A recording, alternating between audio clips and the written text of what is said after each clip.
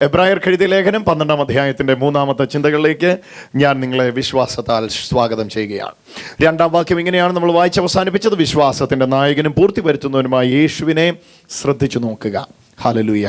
മുമ്പിൽ വെച്ചിരുന്ന അപമാനം അലക്ഷ്യമാക്കി, ഹല്ലേലൂയ, താൻ നേരിട്ടിരുന്ന സകലത്തെയും തിരസ്കരിച്ചുകൊണ്ട് മുമ്പിൽ വെച്ചിരുന്ന സന്തോഷം മാത്രം കണ്ടുകൊണ്ട് ഓടി വിജയിച്ച യേശുവിനെ മുമ്പിൽ നിർത്തിയിട്ട് പറയുകയാണ്, നിങ്ങളുടെ ഉള്ളിൽ ക്ഷീണിച്ചു മടുത്തു പോകാതിരിക്കാൻ പാപികളാൽ തനിക്ക് നേരിട്ട കഷ്ടം സഹിച്ചവനെ ധ്യാനിച്ചുകൊള്ളുവീൻ, നോക്കിക്കൊള്ളുവീൻ, ധ്യാനിച്ചുകൊള്ളുവീൻ എന്ന ആദ്യ ആഹ്വാനത്തിന് ശേഷം പിന്നീട് താഴേക്ക് 12-ാം അധ്യായത്തിൽ വിശദീകരിക്കുന്നത് വളരെ പ്രധാനപ്പെട്ട ഒരു ടോപ്പിക്കാണ്. പെട്ടെന്ന് നമുക്ക് ഈ 12-ാം അധ്യായത്തിൻ്റെ താഴേക്കുള്ള വാക്യങ്ങൾ വായിക്കുമ്പം 5-ാം വാക്യം വരുമ്പം ഇതുമായിട്ട് ഒരു സംബന്ധമില്ലാത്ത സംസാരം തുടങ്ങുന്നതായിട്ട് തോന്നും. 5-ാം വാക്യം വേണമെങ്കിൽ ഒന്ന് വായിച്ചോ. 12-ാം അധ്യായത്തിൻ്റെ 5-ാമത്തെ വാക്യം. മകനെ കർത്താവിന്റെ ശിക്ഷ നിരസിക്കരുത്. മകനെ കർത്താവിന്റെ ശിക്ഷ നിരസിക്കരുത്. അവൻ ശാസിക്കുമ്പോൾ മുഷിയുമരുത്. അവൻ ശാസിക്കുമ്പോൾ മുഷിയുമരുത്. കർത്താവ് താൻ സ്നേഹിക്കുന്നവനെ ശിക്ഷിക്കുന്നു. കർത്താവ് താൻ സ്നേഹിക്കുന്നവനെ ശിക്ഷിക്കുന്നു. താൻ കൈക്കൊള്ളുന്ന ഏതു മകനെയും തല്ലുന്നു. ഈ വാക്യം നിങ്ങൾ ശ്രദ്ധിക്കുന്നതിന് മുമ്പേ 5-ാം അധ്യായം 5-ാം വാക്യം തുടങ്ങിയപ്പോഴേ ഉള്ള ഇൻവേർട്ടഡ് കോമ കൂടെ നിങ്ങൾ ശ്രദ്ധിക്കണം കേട്ടോ. എന്നാലേ ആ വാക്യത്തിന്റെ ആശയം മനസ്സിലാവും. ഈ എടുത്തിട്ടിരിക്കുന്ന ഒരു കൊട്ടേഷനാണ്, ഉദ്ധരണിയാണ്. മുമ്പെങ്ങോ പറഞ്ഞത് ഇപ്പുറത്ത് പറയുമ്പോഴാണ് ഈ കൊട്ടേഷൻ എടുത്തിട്ട് വിശദീകരിക്കുന്നത്. അത് നിങ്ങൾ പഠിച്ചിട്ടുണ്ടെങ്കിൽ നിങ്ങൾക്കറിയാം. മകനെ കർത്താവിൻ്റെ ശിക്ഷ നിരസിക്കരുത് എന്ന സ്ഥലം മുതൽ 6-ാം വാക്യത്തിൽ ഏത് മകനെയും തല്ലുന്നു എന്ന സ്ഥലം വരെ കൊട്ടേഷനിലാണ് ഇട്ടിരിക്കുന്നത്. മീൻസ് ഇതൊരു ഉദ്ധരണിയാണ്. മുമ്പെങ്ങോ പറഞ്ഞത് ഒരു ഉദ്ധരണിയാണ്. എന്തിനാണ് അപ്പോസ്തലന്മാർ മുമ്പ് എവിടെയോ പറഞ്ഞ വിഷയത്തെ ഉദ്ധരണിയായിട്ട് എടുത്തിടാനായിട്ട് വിശദീകരിച്ചിരിക്കുന്നത്? ആ പറഞ്ഞതിൻ്റെ ഫുൾഫിൽമെൻറ്റ്, നിവർത്തീകരണം എവിടെങ്കിലും യേശുവിലൂടെ നടത്തപ്പെട്ട് കഴിയുമ്പോഴാണ് ആ സ്ഥലങ്ങളിലുള്ള ചിന്തയെ ഇങ്ങോട്ട് എടുത്തിട്ടിട്ട് അത് അന്ന് പറഞ്ഞത് ഇതിനു വേണ്ടിയാണ് എന്ന ആശയത്തെ സമർത്ഥിക്കാൻ വേണ്ടിയാണ് ഉദ്ധരണികൾ നിരത്താറ്. ഇവിടെയും വലിയ ഒരാശയത്തെ കൊണ്ടുവരാൻ ആഗ്രഹിക്കുകയാണ് എബ്രായ ലേഖനകാരൻ. എന്താണ് ഇവിടെ കൊണ്ടുവരാൻ ആഗ്രഹിക്കുന്ന വലിയ ആശയം എന്നറിയാമോ? കർത്താവിൻ്റെ ബാലശിക്ഷ എന്ന് പറയുന്ന ഒരു ആശയമാണ്. അപ്പോൾ ഈ കർത്താവിൻ്റെ ബാലശിക്ഷ എന്താണെന്ന് ഇവർക്ക് ഒരു ഐഡിയ ഇവരുടെ ഉള്ളത്തിൽ ഉണ്ടാക്കാൻ വേണ്ടിയാണ് പഴയ നിയമത്തിൽ പറഞ്ഞിരിക്കുന്ന ആ കൊട്ടേഷൻ ഇങ്ങോട്ട് എടുത്തിട്ടിരിക്കുന്നത്. എന്ന് പറഞ്ഞാൽ അവിടെ ഈ ശിക്ഷയുടെ കാര്യം പറഞ്ഞിട്ടുണ്ട് എന്ന ആശയം മാത്രമേ ഇതിലൂടെ എബ്രായ ലേഖനകാരൻ ഉദ്ദേശിച്ചിട്ടുള്ളൂ. ഇത് അതിൻ്റെ വാച്യാർത്ഥമാണെങ്കിൽ ഇതിൻ്റെ ആഴങ്ങളിലേക്ക് ഇറങ്ങുമ്പോൾ കുറച്ചുകൂടെ നമുക്ക് എടുക്കാൻ കഴിയും. അപ്പം മകനെ കർത്താവിൻ്റെ ശിക്ഷ നിരസിക്കരുത്, അവൻ ശാസിക്കുമ്പം മുഷിയുമരുത്. കർത്താവ് താൻ സ്നേഹിക്കുന്നവരെ ശിക്ഷിക്കുന്നു, താൻ കൈക്കൊള്ളുന്ന ഏത് മകനെയും കൈക്കൊള്ളുന്നു എന്നിങ്ങനെ മക്കളോട് എന്ന പോലെ നിങ്ങളോട് സംവാദിക്കുന്ന പ്രബോധനം നിങ്ങൾ മറന്നു കളഞ്ഞുവോ? ഹല്ലേലൂയ.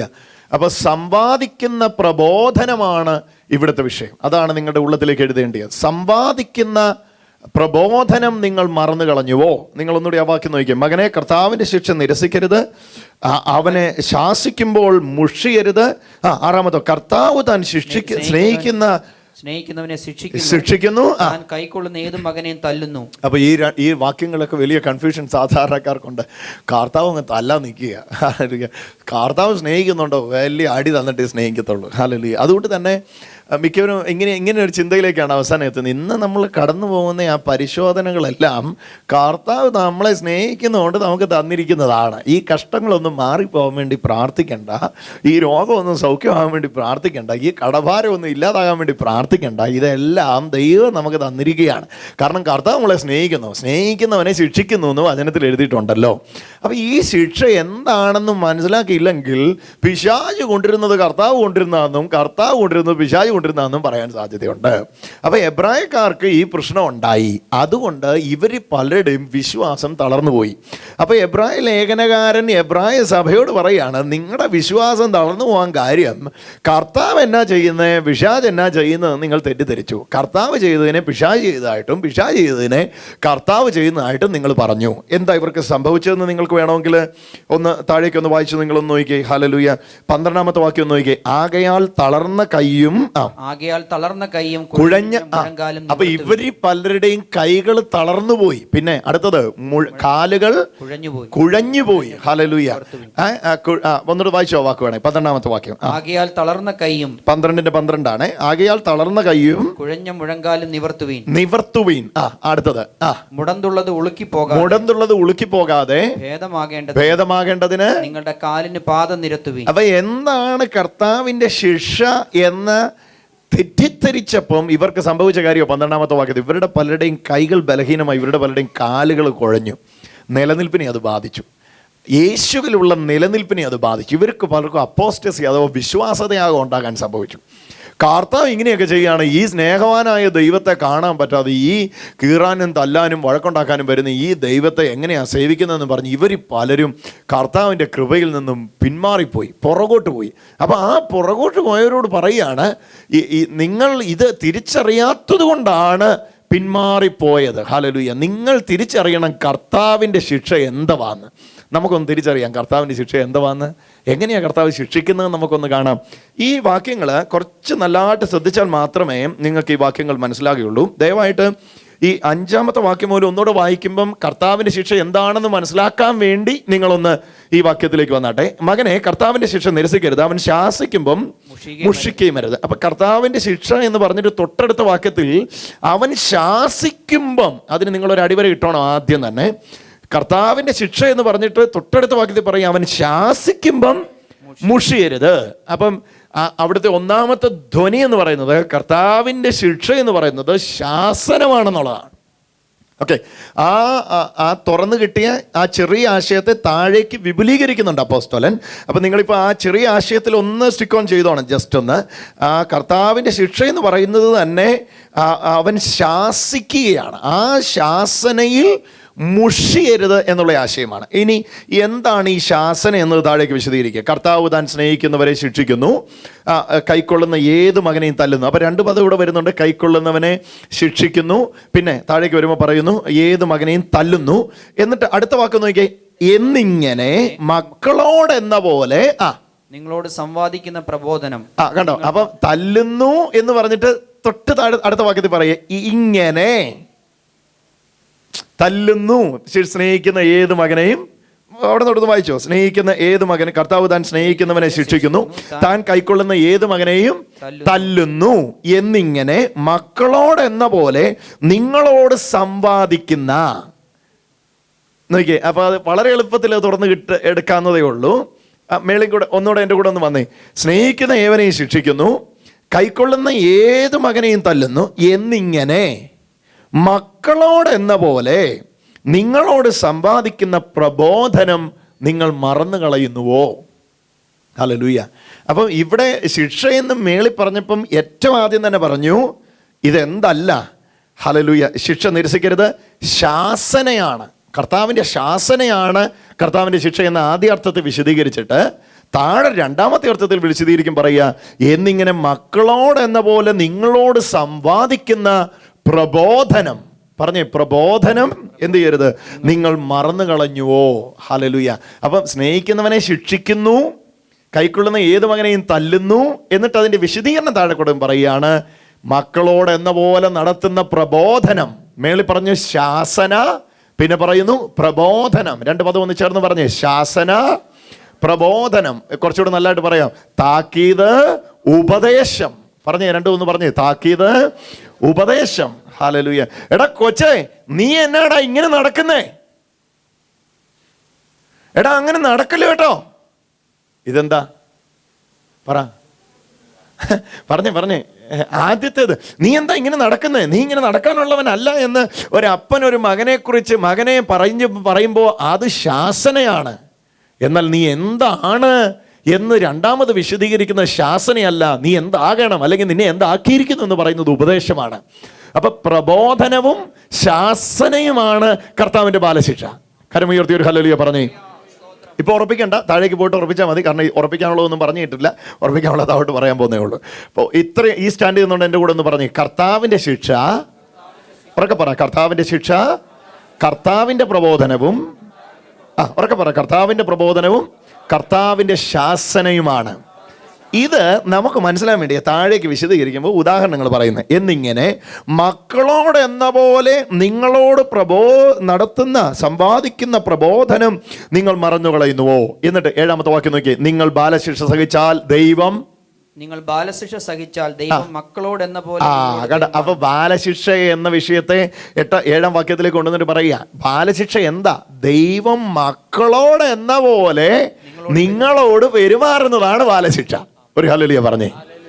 മക്കളോട് എന്ന പോലെ, ഒന്ന് ചേർന്ന് എന്നോട് ചേർന്ന് പറഞ്ഞേ, ദൈവം മക്കളോട് എന്ന പോലെ എന്നോട് പെരുമാറുന്നതാണ് കർത്താവിൻ്റെ ബാലശിക്ഷ. മക്കളോട് എങ്ങനെയാ നിങ്ങൾ പെരുമാറുന്നേ? നിങ്ങളുടെ മക്കളോട് നിങ്ങൾ എങ്ങനെയാ പെരുമാറുന്നേ? ഉപദേശവും കൊടുക്കാറുണ്ട്, അപ്പൊ തന്നെ എന്ത് ചെയ്യാറുണ്ട്? ചില കാര്യങ്ങൾ ശാസിക്കാറുണ്ട്. അങ്ങനെ ചെയ്യരുത്. നീ അങ്ങനെ ചെയ്യേണ്ടവനല്ല കേട്ടോ. മോനെ, നീ എന്തോടെ കാണിച്ചേ? എടാ, എന്നതാ നീ കാണിച്ചുകൊണ്ട് നടക്കുന്നേ? നീ ഇങ്ങനെ നടക്കേണ്ടവനല്ല കേട്ടോ. ഇത് ശ്വാസനയോടൊപ്പം തന്നെയുള്ള ഉപദേശവുമാണ്.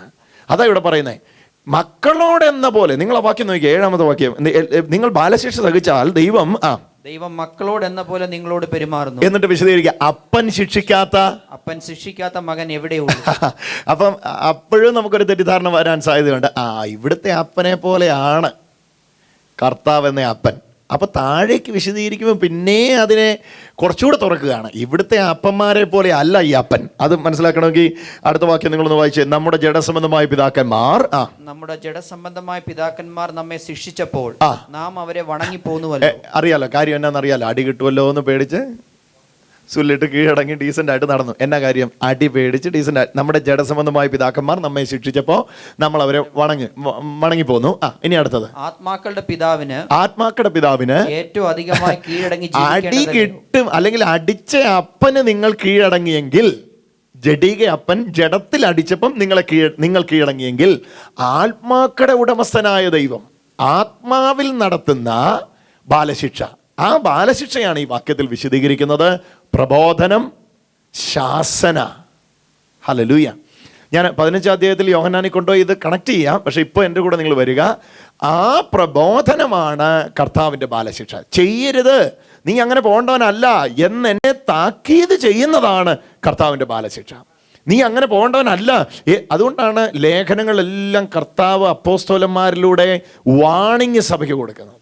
വാണിംഗ് എന്ന് പറയുന്നത് കർത്താവിൻ്റെ ബാലശിക്ഷയായിട്ട് തന്നെയാണ് കൊടുക്കുന്നത്. അത് അപ്പനും മകനും തമ്മിലുള്ള ഇടപാടാണ്. മകനെ അപ്പൻ ഉപദേശിക്കുന്നത് പോലെ. നിങ്ങൾ ആ ഒരു വാക്യം കൂടെ ഇവിടെ നിന്ന് വായിച്ചേ. 8-ാമത്തെ വാക്യം നോക്കി. എല്ലാവരും പ്രാപിക്കുന്ന ബാലശിക്ഷ. ബാലശിക്ഷ ഇല്ലാത്തവരാരുമില്ല. കർത്താവ് ശാസിക്കുന്ന, കർത്താവ് പ്രബോധിപ്പിക്കാത്ത ആരുമില്ല. എന്ന് പറഞ്ഞാൽ കർത്താവ് തിരുത്താത്ത ആരുമില്ല. എല്ലാവരും പ്രാപിക്കുന്ന ബാലശിക്ഷ നിങ്ങൾക്കില്ല എങ്കിൽ നിങ്ങൾ മക്കളല്ല, കൗലടയന്മാരത്രേ. കൗലടയുടെ മക്കളത്രേ. കൗലട എന്ന വാക്കിന്റെ അർത്ഥം അറിയാലോ, വേശ്യാപുത്രന്മാരത്രേ. എല്ലാവരും പ്രാപിക്കുന്ന ബാലശിക്ഷ നിങ്ങൾക്കില്ലെങ്കിൽ നിങ്ങൾ കൗലിടയന്മാരത്രേ, വേശ്യാപുത്രന്മാരത്രേ. വേശ്യാപുത്രന്മാരെയും ജനിപ്പിച്ച അപ്പന്മാരുണ്ട്, പക്ഷേ അപ്പൻ ആരാന്ന് അവർക്കറിയത്തില്ല. ഹല്ലേലൂയ. അതാണ് വേശ്യാപുത്രന്മാരുടെ അവസ്ഥ. എല്ലാവരും പ്രാപിക്കുന്ന, നിങ്ങൾക്ക് ബാലശിക്ഷ ഇല്ല എങ്കിൽ നിങ്ങൾ കൗലിടയുടെ മക്കളാ, ദൈവത്തിൻ്റെ മക്കളല്ല, വേശ്യാപുത്രന്മാരാണ്. അവിടെ ഇംഗ്ലീഷിൽ അതുപോലെ തന്നെ യൂസ് ചെയ്തിരിക്കുന്നത് വേശ്യാപുത്രന്മാരാണ്. പക്ഷേ നിങ്ങൾക്ക് ബാലശിക്ഷയുണ്ടെങ്കിൽ ഓർത്തോ, നിങ്ങൾക്കൊരു അപ്പനുണ്ട്. ഹല്ലേലൂയ. അപ്പനുള്ളവർക്കുള്ളതാണ് ബാലശിക്ഷ. 4 വിശദീകരണം ഇപ്പൊ തന്നെ നടത്തി കഴിഞ്ഞു. 1-ാമത്തെ വിശദീകരണം ഇതാണ്. എന്താണ് ബാലശിക്ഷ? 1-ാമത്തെ വിശദീകരണം നടത്തും പറഞ്ഞു, ഈ ബാലശിക്ഷ എന്നോട് ദൈവം നടത്തുന്ന പ്രബോധനം. മക്കളോടെന്ന പോലെ. ചേർന്ന് പറഞ്ഞു, മക്കളോടെന്ന പോലെ. എല്ലാവരും ഒന്ന് പറഞ്ഞു, മക്കളോടെന്ന പോലെ ദൈവം എന്നോട് നടത്തുന്ന പ്രബോധനമാണ് ബാലശിക്ഷ. അത് സ്വീകരിക്കാൻ എത്ര പേർക്ക് താല്പര്യമുണ്ട്? ഹല്ലേലൂയ. അത് സ്വീകരിക്കാൻ എത്ര പേർക്ക് താല്പര്യമുണ്ട്? ഈ പ്രബോധനം വചനത്തിലൂടെയാണ് ദൈവം ചെയ്യുന്നത്. എന്ന് പറഞ്ഞാൽ നിങ്ങളിലും എന്നിലും അശുദ്ധമായ ഒരുപാട് കാര്യങ്ങളുണ്ട് പ്രിയമുള്ളവരെ. ഈ അശുദ്ധമായ കാര്യങ്ങളെ ദൈവം എങ്ങനെയാണ് എന്നിൽ നിന്ന് നിങ്ങളിൽ നിന്ന് ഒഴിക്കുന്നത് എന്നാണ് ഈ വാക്യത്തിൽ പറയുന്നത്. അത് ദൈവത്തിൻ്റെ സ്നേഹത്തിലുള്ള ഇടപെടലിലാണ് ദൈവം അത് ചെയ്യുന്നത്. 15-ാം അധ്യായത്തിലേക്ക് എൻ്റെ കൂടെ ഒന്ന് വന്നേ. യോഹന്നാൻ 15-ാം അധ്യായത്തിൻ്റെ വാക്യങ്ങളൊന്ന് വായിക്കാമോ നിങ്ങൾക്ക്? ഞാൻ സാക്ഷാൽ മുന്തിരിവള്ളിയും എൻ്റെ പിതാവ് തോട്ടക്കാരനും ആകുന്നു. വായിച്ചു. എന്നിൽ വായിച്ചു. മൈക്കിൽ കൂടെ അങ്ങ് വായിക്കാം, അപ്പൊ എല്ലാവർക്കും കേൾക്കാമല്ലോ. ഞാൻ സാക്ഷാൽ മുന്തിരിവള്ളിയും എൻ്റെ പിതാവ് തോട്ടക്കാരനും. ആയിക്കോട്ടെ. പോകട്ടെ. എന്നിൽ കായ്ക്കാത്ത കൊമ്പൊക്കെയും നോക്ക്. എന്നിൽ കായ്ക്കാത്ത കൊമ്പൊക്കെയും അവൻ നീക്കിക്കളയുന്നു. കായ്ക്കുന്നതൊക്കെയും അധികം ഫലം കായ്ക്കേണ്ടതിന് ചെത്തി വെടിപ്പാക്കുന്നു. അപ്പൊ ഈ വാക്യം കേൾക്കുമ്പം കർത്താവ് ബലം ഇല്ലെങ്കിൽ ചെത്തുവടാ, നിന്നെ ചേർത്തി വെടിപ്പാക്കുവടാ. ആ ചെത്തി വെടിപ്പാക്കലാണ് ഈയിടെ നിനക്ക് സംഭവിച്ച ആക്സിഡന്റ്. ഓക്കെ, കട കത്തിപ്പോയല്ലേ? ഈ ചെത്തലായത്. ഹല്ലേലൂയ. കുഞ്ഞു മരിച്ചു പോയോ? ചെത്തല. ഹല്ലേലൂയ. കുറേ നാളായിട്ട് പ്രാർത്ഥിച്ച് മറുപടി ഇല്ലാത്ത വിഷയമുണ്ടോ? ചെത്തല അങ്ങ് വിടുതയപ്പെടുത്തി കൊടുത്തേച്ചാൽ മതി, കർത്താവ് ചെത്തിക്കൊണ്ടിരിക്കുക. ഇത് പറഞ്ഞൊരു തൊട്ടടുത്ത വാക്യം കർത്താവ് പറയുന്നു, ഒന്ന് ശ്രദ്ധിച്ച് കേട്ടെ നിങ്ങൾ. അടുത്തത്, ഞാൻ നിങ്ങളോട് സംസാരിച്ചോ ചെത്തി വെടിപ്പാക്കും എന്ന് പറഞ്ഞിട്ട് അടുത്ത വാക്ക് 15-ാം അധ്യായത്തിന്റെ മൂന്നാമത്തെ വാക്യം. ഞാൻ നിങ്ങളോട് സംസാരിച്ച വചനം നിമിത്തം. കരമടിച്ചൊന്ന് യേശുവിനെ മഹത്വം. ഞാൻ നിങ്ങളോട് സംസാരിച്ച ഈ വാക്കുകൾ നിമിത്തം, വചനം നിമിത്തം നിങ്ങൾ ഇപ്പോൾ ശുദ്ധിയുള്ളവരാകുന്നു. നിങ്ങളിപ്പോൾ ശുദ്ധിയുള്ളവർ. അപ്പൊ ചെത്തി വെടിപ്പാക്കുന്നത് എങ്ങനെയാ? വണ്ടിക്കടി തള്ളിയിട്ടിട്ടല്ല, അനർത്ഥം വരുത്തിയല്ല, അപകടം വരുത്തിയല്ല. ദൈവമേ ഇവന്റെ മേൽ നിന്റെ കരം ഒന്ന് വെക്കണേ എന്നെ ഉദ്ദേശിച്ച് ഇവൻ കാലൊടിഞ്ഞ് അവിടെ കിടക്കണം, എന്നിട്ട് യേശുവിനെ വിളിക്കണം, യേശു എന്നെ കാലൊടിച്ചു എന്ന് പറയണം. നന്മ മാത്രം അറിയാവുന്ന ദൈവം എൻ്റെ ദൈവം. ഓരോ ദോഷങ്ങളാലും നിങ്ങളെ പരീക്ഷിക്കാൻ താല്പര്യപ്പെടാത്തവനാണ് എൻ്റെ കർത്താവ്. കരമടിച്ച യേശുവിൻ്റെ സ്നേഹത്തിനായിട്ടൊന്ന് നന്ദി പറയാൻ തുടങ്ങിക്കേ. ഹല്ലേലൂയ. നിങ്ങൾ ആ വാക്യം ശ്രദ്ധിച്ചു കേട്ടെ. എന്നിങ്ങനെ സംസാരിച്ച വചനത്താൽ, വായിച്ചു, ആ വാക്ക് വായിച്ചു. ഞാൻ നിങ്ങളോട് സംസാരിച്ച വചനം നിമിത്തം നിങ്ങളിപ്പോ ശുദ്ധിയുള്ളവരാകും. അപ്പൊ കർത്താവ് ചെത്തി വെടിപ്പാക്കിയത് എങ്ങനെയാ? ഉറക്കെ പറ. കർത്താവ് ചെത്തി വെടിപ്പാക്കിയത് എങ്ങനെയാ? തൻ്റെ വചനത്തെ അയച്ചാണ്. ഹല്ലേലൂയ. മകനാകുന്ന എൻ്റെ കുറവ് മാറ്റാൻ വേണ്ടി അപ്പനാകുന്ന കർത്താവ് എന്നെ ഉപദേശിക്കുക ചെയ്തേ. ആ ഉപദേശമാണ് കർത്താവിൻ്റെ ബാലശിക്ഷ. ജഡീക പിതാക്കന്മാർ ജഡത്തിലടിച്ചു, ആത്മാക്കളുടെ ഉടമസ്ഥനായ ദൈവം എൻ്റെ മനസ്സിൽ ആ സംഭാഷണം തന്നു. മോനെ നീ അതല്ലടാ റൈറ്റ്, ഇതാ റോങ്, അതാ റോങ്, ദിസ് ഈസ് റൈറ്റ്, ഇതുവഴിയാണ് നീ പോണ്ടേ എന്ന് പറഞ്ഞ് എന്നെ കറക്റ്റ് ചെയ്തു. ആ ആത്മാവിൽ എനിക്ക് ലഭിച്ച പ്രബോധനമാണ് കർത്താവിൻ്റെ ബാലശിക്ഷ. കരമടിച്ചൊന്ന് യേശുവിന് ആരാധന കൊടുത്തേ. നിങ്ങൾ ഈ അധ്യായത്തിലേക്ക് ഒന്നുകൂടെ ഒന്ന് തിരിച്ചു വന്നാട്ടെ, 12-ാം അധ്യായത്തിലേക്ക് ഒന്നുകൂടെ ഒന്ന് തിരിച്ചു വന്നാട്ടെ. ഇവിടെ 1-2 ആഴം കൂടെ നിങ്ങൾ എടുക്കേണ്ടതുണ്ട്. ഹല്ലേലൂയ.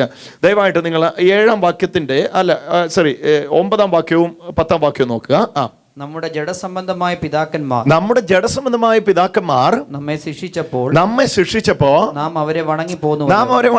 കാരണം അടി പേടിച്ച് നമ്മൾ അവരെ വണങ്ങി പോന്നു. അങ്ങനെയാണെങ്കിൽ ആത്മാക്കളുടെ പിതാവിന്. അപ്പൊ 2 കമ്പാരിസൺ ആണ് ഇവിടെ എബ്രായ ലേഖനകാരൻ നടന്നത്. 1 ജഡസംബന്ധമായ പിതാക്കന്മാർ, 2 ആത്മാസംബന്ധമായ പിതാവ്. Physical father and spiritual father. Hallelujah. Physical father എന്ന് പറയുന്നത് ഈ ലോകത്ത് നിങ്ങൾക്കും എനിക്കുള്ള അപ്പന്മാർ. ഹല്ലേലൂയ.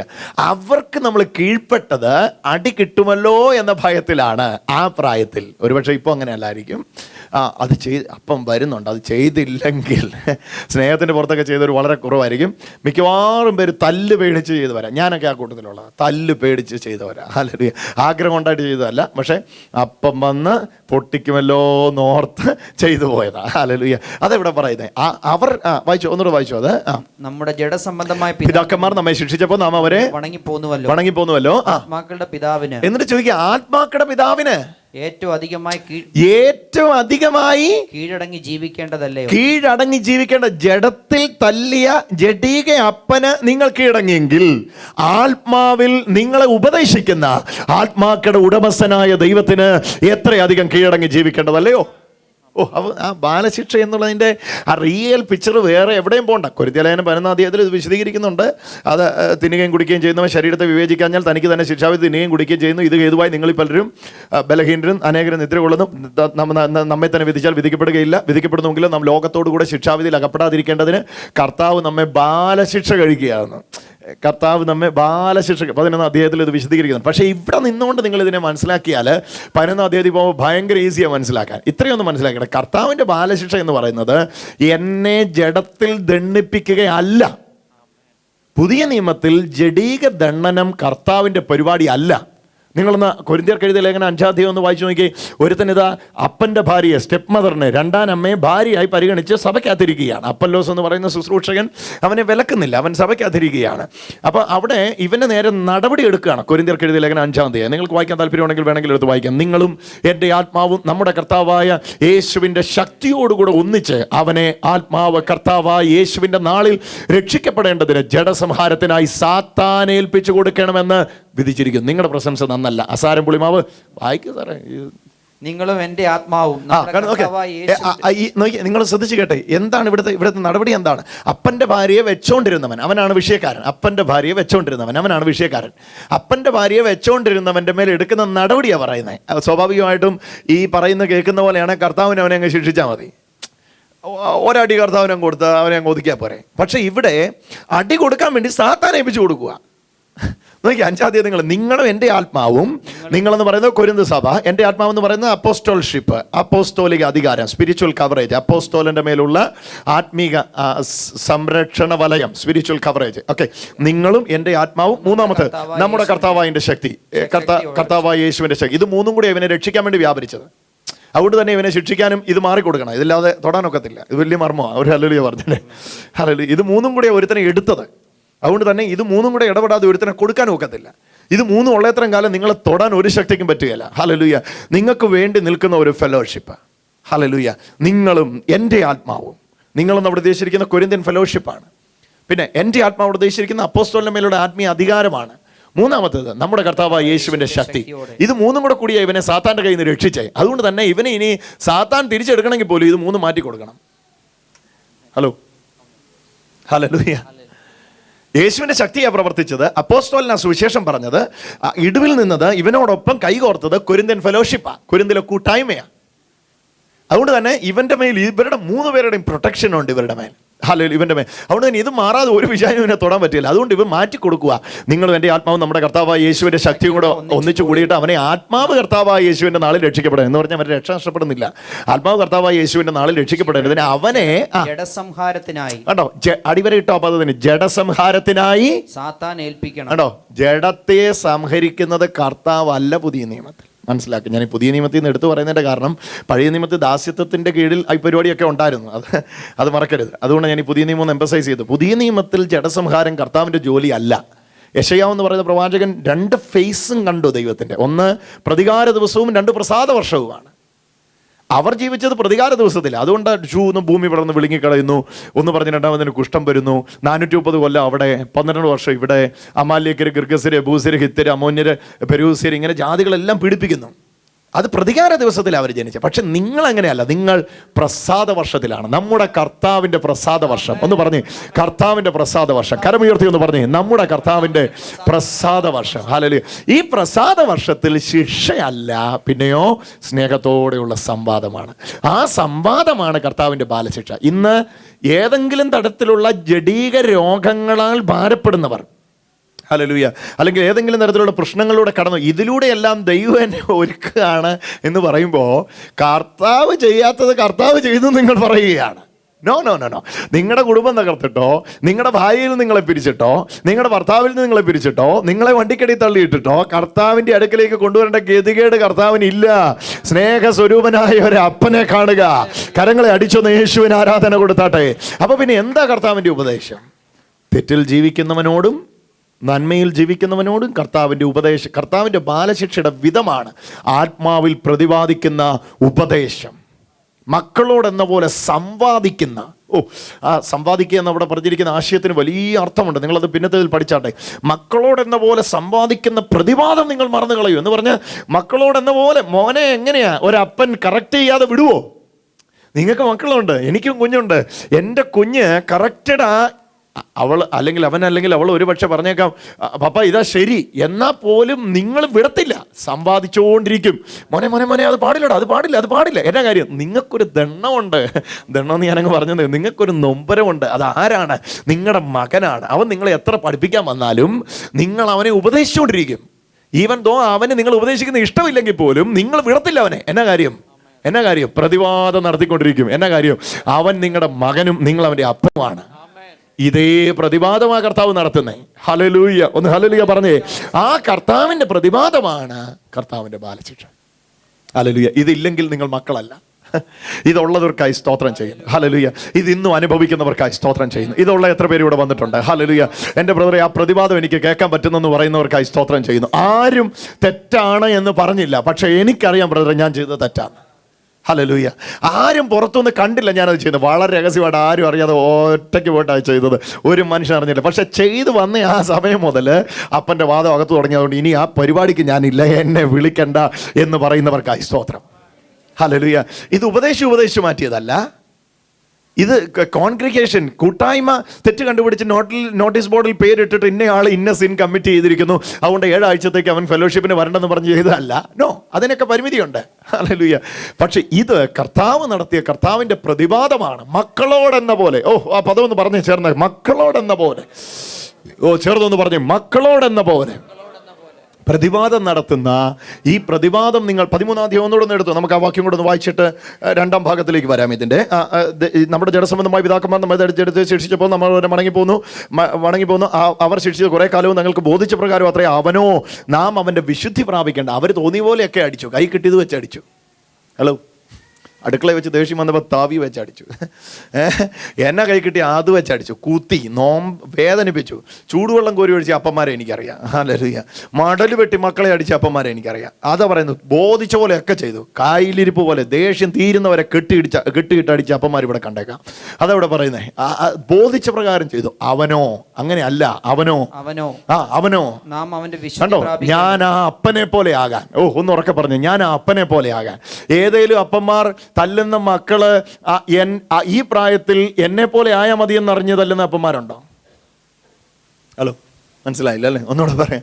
12 വയസ്സുള്ള കുഞ്ഞിനെ തല്ലുന്ന അപ്പനോട് ചോദിക്കുകയാണ്, അപ്പൻ്റെ 12ാമത്തെ വയസ്സിലെ പോലെ മോനായാൽ മതിയോ? അത് പറയും, ഞാൻ ഇതിലും വലിയ വില്ലനായിരുന്നു. അല്ല, അതാ സത്യാവസ്ഥ. ഞാനിതായോണ്ടാണല്ലോ എൻ്റെ മോനിതായേ. അപ്പൊ ഒരപ്പം പോലും ആ അപ്പൻ്റെ മകൻ അപ്പനെ പോലെ ആകാൻ ഇഷ്ടപ്പെടുന്നില്ല. ആ പ്രായത്തിലെ എൻ്റെ സ്വഭാവം ഇപ്പം മെച്ചൂർഡായി, 35ആയി, 45ആയി, മിടുക്കനായി. ആരും അറിയാം, ഇപ്പം ആരും ചോദിക്കാനും പറയാനും ഇല്ല. കാരണം അച്ചായനം കഴിഞ്ഞിടയ്ക്ക് മരിച്ചുപോയി. ഇപ്പം ആ പാടെ പറയുന്ന അയലോക്കംകാരാ, അവർ പോലും മരിച്ചുപോയി. ഇപ്പം ഭയങ്കര ഡീസൻ്റായിട്ട് നടക്കുക. ഞങ്ങളൊക്കെ ചെറുപ്പത്തിൽ അങ്ങനെ ആർക്കറിയാം? സത്യം പറ.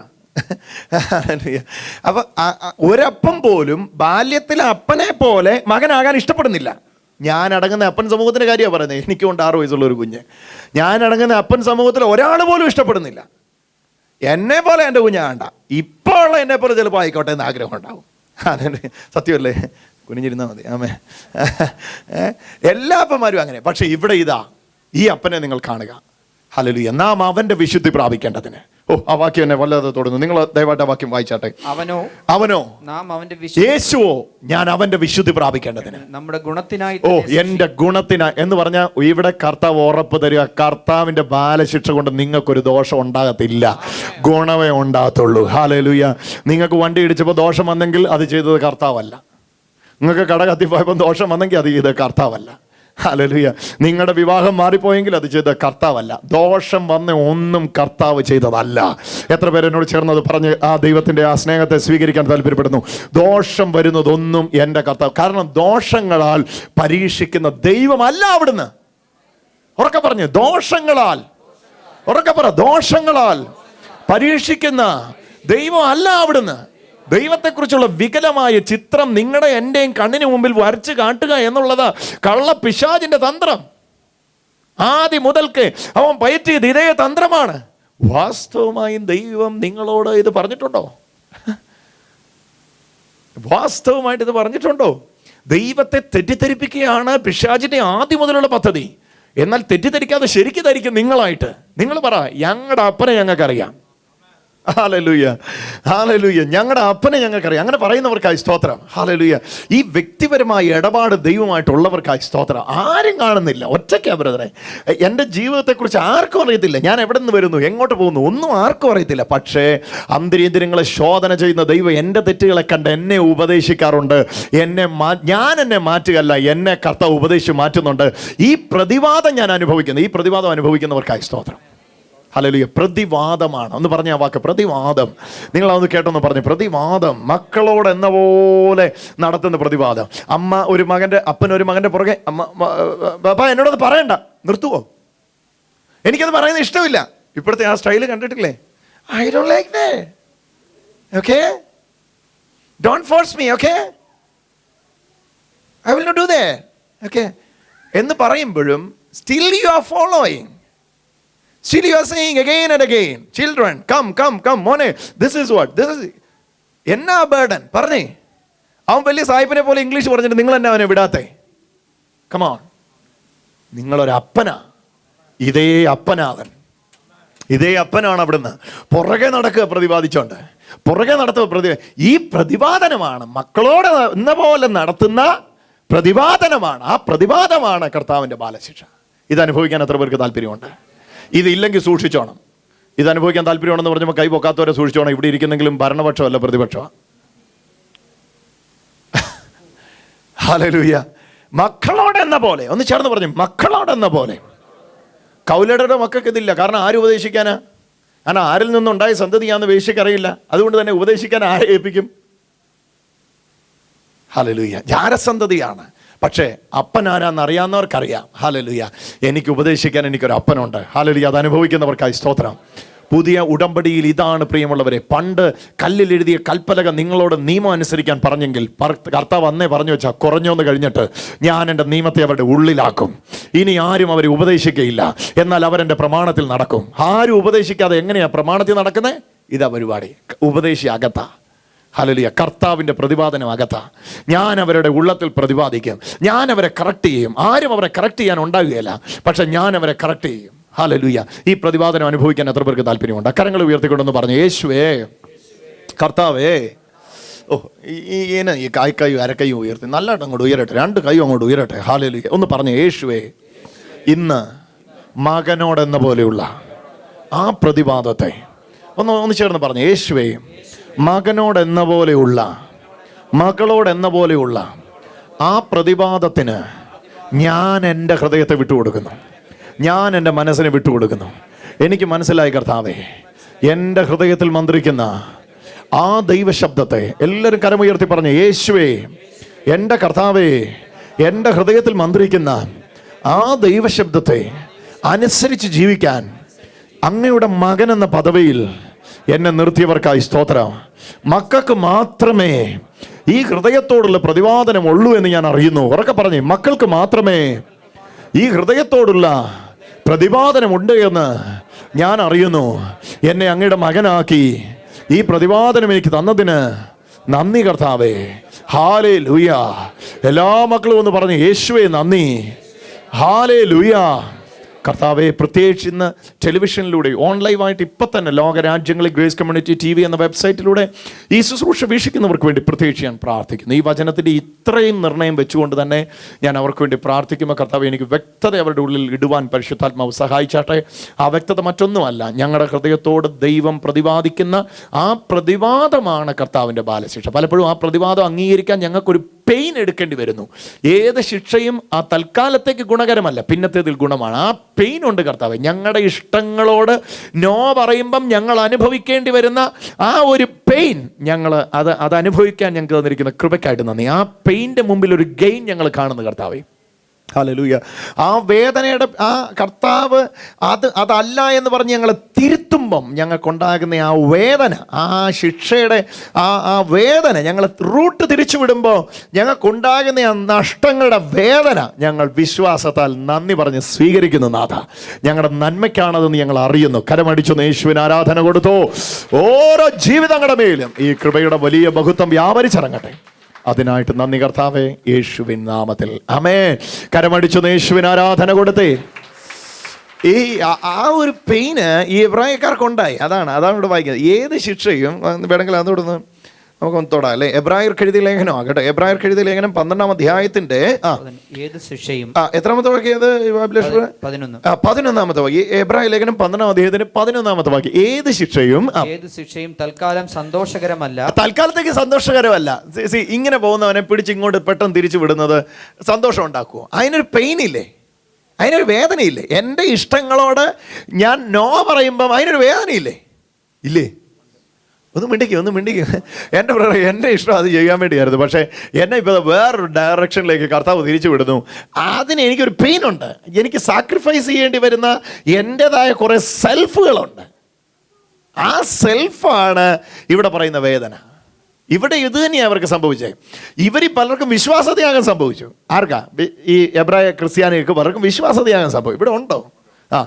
വിശ്വാസത്യാഗം സംഭവിച്ചു. വിശ്വാസത്തിൽ നിന്ന് പലരും ക്ഷീണിച്ചു പോയി. പുറകോട്ട് പോയപ്പോൾ ഇവരെ പെട്ടെന്ന് അപ്പനും മകനും എന്ന ബന്ധത്തിലേക്ക് അപ്പോസ്തലൻ വിളിക്കുകയാണ്. അപ്പോൾ ഓൾറെഡി ഇവരിങ്ങനെ പോയി അതിലൊക്കെ ഇൻവോൾവ് ആയി കുറേയൊക്കെ അവിടെ ബന്ധങ്ങളൊക്കെ ആക്കിയെടുത്തായിരുന്നു. അപ്പോൾ പെട്ടെന്ന് തിരിച്ചു വരുമ്പം അവിടെ എന്തോ ഉണ്ട്, ഒരു പെയിനുണ്ട്. ഒന്ന് ചിന്തിച്ച് നോക്കിയാൽ, നിങ്ങളെ ഒരു ബിസിനസ്സൊക്കെ അങ്ങ് തുടങ്ങി കാര്യമായിട്ട് വികസിക്കണമെന്നൊക്കെ ആഗ്രഹിച്ച് എല്ലാ അർത്ഥത്തിലും അങ്ങ് ചെയ്തു തരും. പെട്ടെന്നൊരു സുപ്രഭാതത്തിൽ കർത്താവ് എന്ന് പറയുക, വേണ്ട പരിപാടിയെല്ലാം നിർത്തിക്കോ, ഇടത്തോട്ടാ തിരിയണ്ടേ. അതന്നെ ഇടപാടാ കർത്താവ്. അങ്ങനെ വല്ലതും പറഞ്ഞാൽ കാര്യം നടക്കുമോ? ഇവിടെ എല്ലാം ഇൻവെസ്റ്റും ചെയ്ത് ആൾക്കാരെ വിളിച്ചു കൂട്ടി പേപ്പറിൽ സൈൻ ചെയ്തിട്ട് ഇത്രയും നഷ്ടങ്ങൾ എനിക്ക്, ആ നഷ്ടമാണ് ദൈവിക പദ്ധതിയിലേക്ക് എന്നെ കർത്താവ് നയിച്ചുകൊണ്ട് പോകുമ്പോൾ എൻ്റെ സ്വയത്തിൽ എനിക്കുണ്ടാകുന്ന ആ വേദനയാണ് ഈ വാക്യത്തിൽ വിശദീകരിക്കുന്നത്. ഒന്ന് വായിച്ചു, അത് നിങ്ങൾക്ക് അത് മനസ്സിലാവും അന്നേരം. ഏത് ശിക്ഷയും തൽക്കാലം സന്തോഷകരമല്ല, ദുഃഖകരമത്രേ. ആ സമയത്തേക്ക് അത് ദുഃഖകരം. പിന്നത്തേതിലോ അതിനാൽ അഭ്യാസം.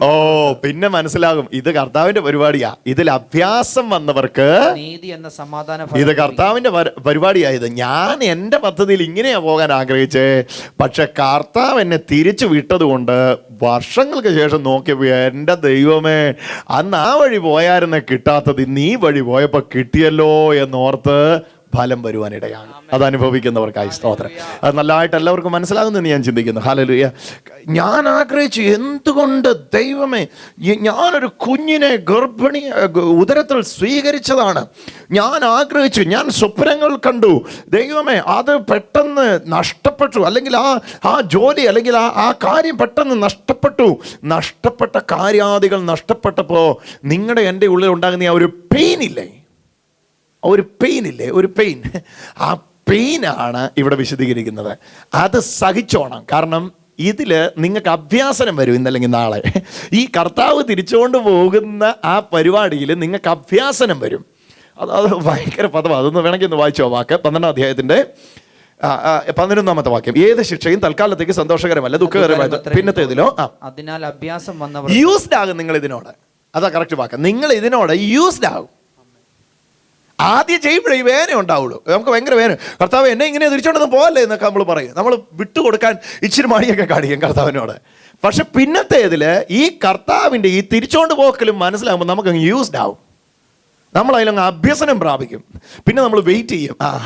എനിക്ക് ഡിസിഷൻ എടുക്കേണ്ട ടൈമായി, പക്ഷേ തിരിച്ചോണ്ട് പോകാൻ വേണ്ടി ഞാൻ വെയിറ്റ് ചെയ്യുക. കാരണം ഞാൻ അതിൻ്റെ അകത്ത് എക്സ്പേർട്ടായി. എന്നെ തിരിച്ചുകൊണ്ട് പോകുന്ന കർത്താവിൻ്റെ ഉപദേശത്തിനനുസരിച്ച് നടക്കുന്നതിൽ ഞാൻ എക്സ്പേർട്ടായി. ഇവിടെ ആ അഭ്യസനം എന്ന വാക്കിനെ കൊണ്ട് പരിശീലിപ്പിക്കപ്പെട്ടവനായി, യൂസ്ഡായി. അവിടെ ഉപയോഗിച്ചിരിക്കുന്ന ആ ഗ്രീക്ക് ടെർമിനോളജി, അതിൻ്റെ ആശയം ഇതാണ്.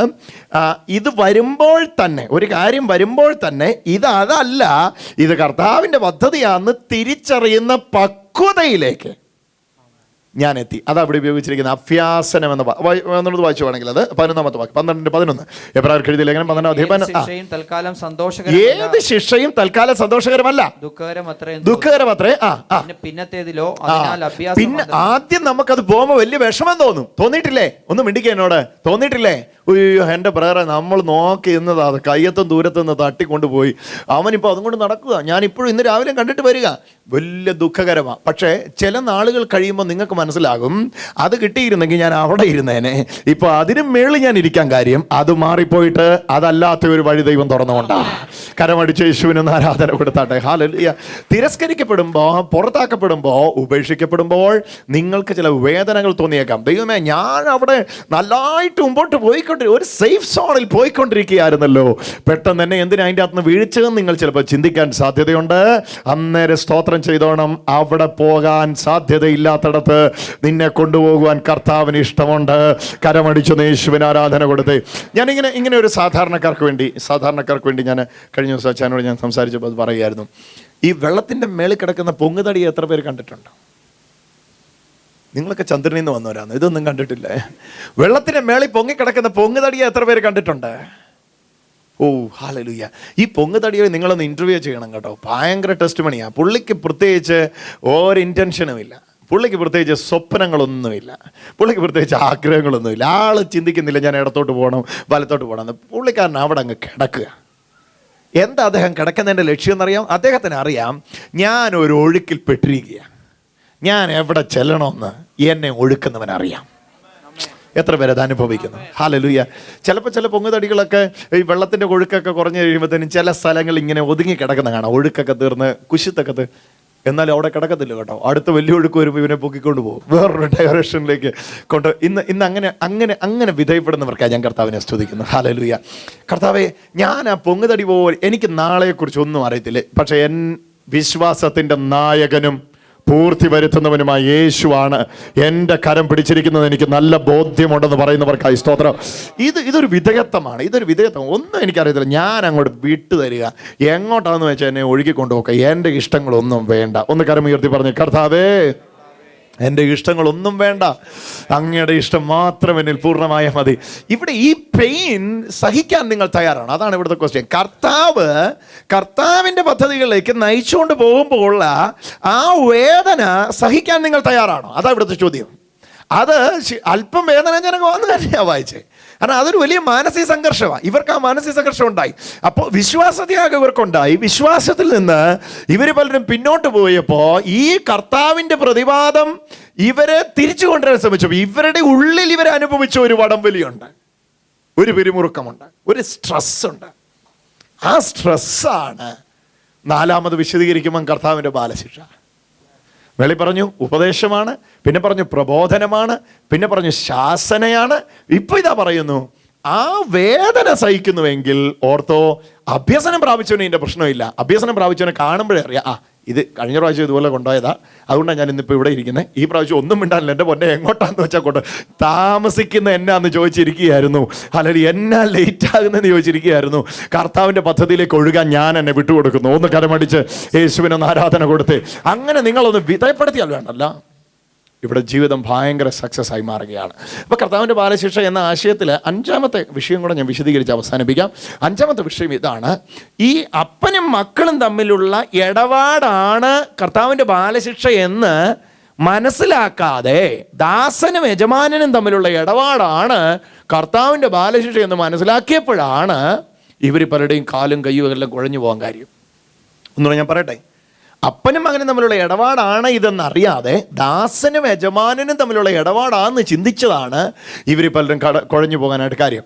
അതുകൊണ്ടാണ് എബ്രായ ലേഖനം 12-ാം അധ്യായത്തിൽ താഴേക്ക് വിശദീകരിക്കുമ്പോൾ എബ്രായ ലേഖനകാരൻ പറയുന്ന ആ വാക്കുകൂടെ നിങ്ങളൊന്ന് ദയവായിട്ട് ശ്രദ്ധിച്ചാട്ടെ. ഹല്ലേലൂയ. ആരും ദൈവകൃപ വിട്ട് പിന്മാറിപ്പോകുകയോ, 18-ാം വാക്യം ഒന്ന് വായിച്ചു. 18-ാമത്തെ വാക്യം, സ്ഥൂലമായതും തീ കത്തുന്നതുമായ. ശ്രദ്ധിച്ച് കേട്ടെ, നല്ല രസമായത്, നല്ല രസം. ഇങ്ങോട്ട് നോക്കി ഒന്ന് അഭിലാഷ് വായിക്കുമ്പോൾ നിങ്ങളൊന്ന് ശ്രദ്ധിച്ചു. സ്ഥൂലമായതും തീ കത്തുന്നതുമായ പർവ്വതം, മേഘതമസ്, കൂരിരുട്ട്, പെട്ടെന്ന് പോട്ടെ, കൂരിരുട്ട്, കൊടുങ്കാറ്റ്, കാഹളനാദം, വാക്കുകളുടെ ശബ്ദം എന്നിവയ്ക്കും അടുക്കലല്ലോ എന്നിവയ്ക്ക് അടുക്കലല്ലോ നിങ്ങൾ വന്നിരിക്കുന്നത്. അപ്പോൾ ഇവരിങ്ങനെയാ തെറ്റിദ്ധരിച്ചിരിക്കുന്നത്. ഞങ്ങൾ ഇപ്പോഴും വന്നിരിക്കുന്നത് എവിടെയാ? ഇത് കൂരിരുട്ട്, മിന്നൽ പിണർ, കൊടുങ്കാറ്റ്, കാഹളനാദം, വാക്കുകളുടെ ശബ്ദം, സ്ഥൂലിച്ചിരിക്കുന്ന പർവ്വതം. പഴയ നിയമത്തിൽ ദൈവം ഇറങ്ങി വന്ന കാര്യമായി പറയുന്നത്. സ്ഥൂലിച്ചിരിക്കാന്ന് പറഞ്ഞാൽ മനസ്സിലായല്ലോ, കൂർമ്മിച്ച് നിൽക്കുന്ന പർവ്വതം. ആ പർവ്വതത്തിൽ മേഘതമസ്, കൂരിരുട്ട്, വാക്കുകളുടെ ശബ്ദം, കൊടുങ്കാറ്റ്, മിന്നൽ പിണര്, ഇതെല്ലാം കൂടെ ഇങ്ങനെ വരുമ്പോഴത്തേക്കും ആൾക്കാർ ദൈവം മലയുടെ മേളിൽ വരിക. എന്നിട്ട് താഴേക്കൊന്ന് വായിച്ചു നോക്കിയേ. ആ ശബ്ദം കേട്ടവർ ഇനി ഒരു വചനവും തങ്ങളോട് പറയരുത് എന്ന് പേടിച്ചുപോയി. പഴയ നിയമത്തിൽ ദൈവം ഇറങ്ങി വന്ന കാര്യമാണ് വായിക്കുന്നത്. ദാസന്മാരോട് ഇടപെട്ട ദൈവം ഇറങ്ങി വന്ന കാര്യമാണ് വായിക്കുന്നത്. സ്ഥൂലമായ ദൈവം ഒന്ന് നിങ്ങൾ ചോദിച്ചു, കുരുരുട്ട്, ഹലോ, കുരുരുട്ട്, വാക്കുകളുടെ ശബ്ദം, ഇപ്പൊ തന്നെ കാറ്റ് പോയി, കൊടുങ്കാറ്റ്, മിന്നൽ പിണർ, കാഹളനാദം, ആരവാരം, പർവ്വതം മുഴുവൻ കൊടുങ്കാറ്റും, മരമെല്ലാം കടകി വീഴും. മോശ പറയും, ഞാൻ അത്യന്തം പേടിച്ചു വിറയ്ക്കുന്നുവെന്ന്. മോശം പറയത്തക്കവണ്ണം ആ കാഴ്ച ഭയങ്കരമായിരുന്നു. അപ്പൊ എബ്രായക്കാര് വിചാരിച്ചേക്കുന്നത് ഇപ്പോഴും ആളിങ്ങനെ തന്നെയാണ്. ആരെ? ദൈവം. സ്ഥൂലമായതുമായ പർവ്വതം, വാക്കുകളുടെ ശബ്ദം. അതുകൊണ്ട് തന്നെ ഈ ദൈവം ഇറങ്ങി വന്നതല്ലേ എന്തിനാണെന്നറിയോ? ന്യായവിധി നടത്താൻ വേണ്ടിയാ. ആളവിടെ ഇറങ്ങി വരും, താഴ്വരയിലും മൂറ്റടി നടക്കും എന്ന് പറഞ്ഞാൽ ശിക്ഷ താഴ്വരയിൽ നടക്കും. എപ്പോഴെല്ലാം പർവ്വതത്തിൽ ഇറങ്ങി വന്നിട്ടുണ്ടോ അപ്പോഴെല്ലാം ശിക്ഷ കൊടുത്തിട്ടില്ല, തിരിച്ചു പോയിട്ടില്ല. ഞാൻ അത്യന്തം പേടിച്ച് പറയ്ക്കുന്നുവെന്ന് മോശ പറയത്തക്കവണ്ണം ആ കാഴ്ച ഭയങ്കരമായിരുന്നു. ഒരു മൃഗമെങ്കിലും പർവ്വതത്തെ തൊട്ടാൽ അതിനെ കല്ലെറിഞ്ഞ് കൊല്ലണമെന്ന കൽപ്പന കണ്ടോ. ഒരു മൃഗമേലും ഇറങ്ങി വരുന്ന ആ പർവ്വതത്തിൽ വെട്ടുപിഴച്ചൊരു മൃഗങ്ങാൻ പോയി കയറിയാൽ ആ മൃഗത്തെ കല്ലെറിഞ്ഞ് കൊല്ലണമെന്ന കൽപ്പന അവർക്ക് സഹിച്ചുകൂടാഞ്ഞു. ഓക്കെ, ഒരു മൃഗവേലും അതിനെ തൊട്ട, മനുഷ്യനല്ല മൃഗവേലും തൊട്ട. അപ്പം ആ ചിത്രം നിങ്ങളുടെ ഉള്ളിലുണ്ടല്ലോ. എന്നിട്ട് ഇവർ വിചാരിച്ചേക്കുന്നത് എന്നറിയാം, ഇപ്പോഴും ദൈവം ഇങ്ങനെ തന്നെയാണ്. പർവ്വതത്തിന് മേളി വരും, മേഘസ്തംഭം, വാക്കുകളുടെ ശബ്ദം, കൊടുങ്കാറ്റ്, കൂരിരുട്ട്, മിന്നൽ പിണർ, ഇതെല്ലാം കഴിഞ്ഞിട്ട് ദൈവം ഇറങ്ങി വരും, താഴെ വന്ന് ന്യായവിധി നടത്തും, തിരിച്ചു പോകും. ഇതാണ് ദൈവം എന്ന്. അപ്പം അതുകൊണ്ട് ഇവർക്ക് അപ്പനെ കാണാൻ പറ്റിയില്ല. ഹലോ, യജമാനനെ കണ്ടു. ദാസന്റെ മുമ്പിൽ യജമാനൻ വന്ന് നിൽക്കുന്നത് പോലെ ആ യജമാനന്റെ മുമ്പിൽ അവരെല്ലാരും പോയി നിന്നു. അവരാരും അപ്പനെ കണ്ടിട്ടില്ല. എബ്രായ ലേഖനകാരൻ പറയുക, ഇവയ്ക്കടുക്കലേക്ക് അല്ലല്ലോ നിങ്ങൾ അടുത്ത് വന്നിരിക്കുന്നത്. ഓ, ഒരു ഹല്ലേലൂയ പറഞ്ഞേ. എന്ന് പറഞ്ഞാൽ കർത്താവിന്റെ ബാലശിക്ഷ എന്നാന്ന് മനസ്സിലാക്കണമെങ്കിൽ ആദ്യം നിങ്ങളുടെ ഉള്ളിൽ ഈ ദൈവത്തെക്കുറിച്ചുള്ള കാഴ്ചപ്പാട് മാറണം. നിങ്ങൾ വിചാരിക്കുന്ന പോലെ സ്ഥൂലമായത് തീകത്വമായ പർവ്വതം, വാക്കുകളുടെ ശബ്ദം, കൊടുങ്കാറ്റും, മിന്നൽ പിണർ, കൂരിട്ട്, കാഹളനാഥം ഇവിടെ നടുവിൽ ഇറങ്ങി വന്ന് താഴെ ന്യായവിധി നടത്തിയ ആ യജമാനന്റെ അല്ലെങ്കിൽ ന്യായാധിപന്റെ മുഖം അല്ലിത്. ഇത് സ്നേഹവാനായ ഒരു പിതാവിന്റെ മുഖമാണ്. താഴേക്ക് അത് വിശദീകരിക്കുന്നു. നിങ്ങൾക്ക് വായിക്കാൻ താല്പര്യമുണ്ടെങ്കിൽ ആ രണ്ടാമത്തെ ഭാഗവും ഒന്നാമത്തെ ഭാഗം കൂടെ ചേർത്ത് വായിക്കാം. ഒരു മൃഗമെങ്കിലും ഞാൻ അത്യന്തം പേടിച്ച് പറയുന്നു. പിന്നെയോ 22ാമത്തെ വാക്യം, നിങ്ങൾ ഏതിന്റെ അടുക്കലേക്ക് വന്നിരിക്കും? പിന്നെ ജീവനുള്ള ദൈവത്തിന്റെ നഗരമായ സ്വർഗീയ യെരൂശലേമിനും അനേകായിരം ദൂതന്മാരുടെ സർവസംഘത്തിനും സ്വർഗത്തിൽ പേരെഴുതിയിരിക്കുന്ന ആദിത്യന്മാരുടെ സഭയ്ക്കും എല്ലാവരുടെയും ദൈവമായ ന്യായാധിപതിക്കും. അടുത്തത്, സിദ്ധന്മാരായ നീതിമാന്മാരുടെ ആത്മാക്കൾക്കും പുതിയ നിയമത്തിന്റെ മധ്യസ്ഥനായ യേശുവിനും ഹാബേലിന്റെ രക്തത്തെക്കാൾ ഗുണകരമായി സംസാരിക്കുന്ന പുണ്യാഹ രക്തത്തിന്റെ അടുക്കലേക്കാണ് നിങ്ങൾ അടുത്ത് വന്നിരിക്കുന്നേ. കരമടിച്ചൊന്ന് യേശുവിന് ആരാധന കൊടുത്തേ. നിങ്ങൾ വന്നിരിക്കുന്നത് സ്ഥൂലമായതും തീകർന്നുമായ പർവ്വതം, വാക്കുകളുടെ ശബ്ദം, കൊടുങ്കാറ്റ്, പുന്നൽ പിണർ ഇതിന്റെ അടുക്കലേക്കല്ല. ഹാബേലിന്റെ രക്തത്തെക്കാൾ ഗുണകരമായി സംസാരിക്കുന്ന പുണ്യാഹ രക്തത്തിന്റെ അടുക്കലേക്കാ നിങ്ങൾ അടുത്ത് വന്നിരിക്കുക. എന്ന് പറഞ്ഞാൽ നിങ്ങൾ വന്നിരിക്കുന്നത് ബന്ധത്തിന്റെ അടുക്കിലേക്കാ. രക്തം പ്രതിദാനം ചെയ്യുന്നത് ബന്ധത്തിലേക്കാണ്. ഓ, എത്ര പേർക്ക് മനസ്സിലായി? നിങ്ങൾ വന്നിരിക്കുന്നത് റിലീജിയനിലേക്കല്ല, നിങ്ങൾ വന്നിരിക്കുന്നത് റിലേഷൻഷിപ്പിലേക്കാണ്. ഓ, എത്ര പേർക്ക് ഇത് മനസ്സിലാവുന്നു എനിക്ക് അറിഞ്ഞുകൂടാ. ഹല്ലേലൂയ. നിങ്ങൾ വന്നിരിക്കുന്നത് രക്തം ബന്ധം കൊണ്ടുവന്നിടത്തിലേക്കാണ്. ഹാബേലിന്റെ രക്തത്തെക്കാൾ ഗുണകരമായി സംസാരിക്കുന്ന പുണ്യാഹ രക്തത്തിന്റെ അടുക്കലേക്ക് അത്രേ നിങ്ങൾ അടുത്ത് വന്നിരിക്കുക. എന്ന് പറഞ്ഞാൽ നിങ്ങൾക്ക് ഇപ്പൊ അടുത്ത് വരാൻ ഒരു ബന്ധമുണ്ട്. ഓ, അവനെ കൈക്കൊണ്ട് അവന്റെ നാമത്തിൽ വിശ്വസിക്കുന്ന ഏവർക്കും ദൈവം മക്കളാകാൻ അധികാരം കൊടുത്തു. അവർ രക്തത്തിൽ നിന്നല്ല, ജഡത്തിന്റെ ഇഷ്ടത്താൽ അല്ല, പുരുഷന്റെ ഇഷ്ടത്താൽ അല്ല, ദൈവത്തിൽ നിന്നത്രേ ജനിച്ചത്. ദൈവത്തിൽ നിന്നത്രേ ജനിച്ചത്. ദൈവം അപ്പനായ ഒരു തലമുറ. ആ തലമുറയ്ക്ക് ഇന്ന് അപ്പനോടും മകനോടും എന്ന ഇടപാട് സ്വീകരിക്കാൻ പറ്റും. ആ ഇടപാടിന്റെ സ്വീകാരമാണ് കർത്താവിന്റെ ബാലശിക്ഷ. ഇത് അനുഭവിക്കാൻ എത്ര പേർക്ക് താല്പര്യമുണ്ട്? Hallelujah, hallelujah. അതോ മലയുടെ മേളിൽ ഇറങ്ങി വന്ന് താഴെ ന്യായവിധി നടത്തുന്ന കാണാൻ വന്നതാണെങ്കിൽ സോറി, അതിവിടെ ഇല്ല. നാളെ വന്നേക്കില്ല ഈ വഴിക്ക്. അല്ലേ, അതിവിടെ ഇല്ല. ഇന്നും ആൾക്കാർ പ്രാർത്ഥിക്കുന്നത്, ഞാൻ എൻ്റെ കണ്ണ് പർവ്വതങ്ങളിലേക്ക് ഉയർത്തുന്ന എൻ്റെ സഹായം എവിടെ നിന്ന് വരും? പെടലി വേദന എടുക്കുക എന്നല്ലാതെ വേറെ ഒരു ഗുണവുമില്ല. ഇന്ന് പർവ്വതത്തിലേക്ക് നോക്കി ഇരുന്നിട്ട് എന്നാ കാര്യം?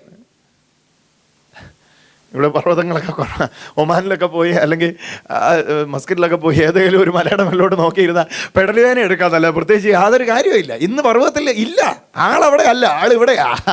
ഹല്ലേലൂയ. അന്ന് അവിടെ ഇറങ്ങി വന്നു, ഇന്ന് ഇവിടെയായിരിക്കുന്നത്. മഹത്വത്തിന്റെ പ്രത്യാശയായ ക്രിസ്തു നിങ്ങളിലായിരിക്കുന്നേ. ഒന്ന് കരമടിച്ച് യേശുവിനൊന്ന് ആരാധന കൊടുത്തേ. Hallelujah, hallelujah. എന്നിട്ട് ഇവർക്ക് എന്നാ പറ്റിയെന്നറിയോ? ഇവർ അപ്പനെ കണ്ടില്ല, യജമാനെ കണ്ടു. യജമാനെ കണ്ടിട്ട് അന്ന് ഇയ്യോബിനെ ശിക്ഷിച്ചില്ലേ? അതൊക്കെ ചോദിക്കുന്നേ.